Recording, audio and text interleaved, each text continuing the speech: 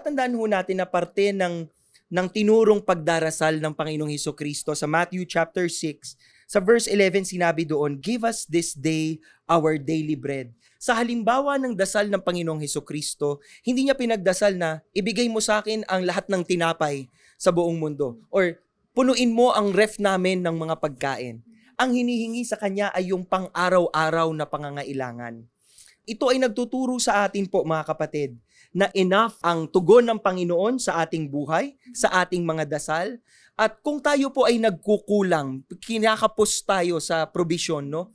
Pwede tayong lumapit sa Kanya at sabihin, tanungin, Panginoon, mayroon po bang akong ginagawa sa aking buhay na hindi ko na ma-manage ng maayos yung aking finances? Tulungan po ninyo akong mas maging wais sa paggamit ng mga sinusupply mo sa akin. At Lord, tulungan mo ako, tulungan mo kami na maging good stewards sa mga blessings mo. At pag ginawa ho natin yon, mas magiging matino ang ating pag-i-interact doon sa blessings na binibigay sa atin ng Panginoon. So, magtiwala ho kayo that the Lord will provide.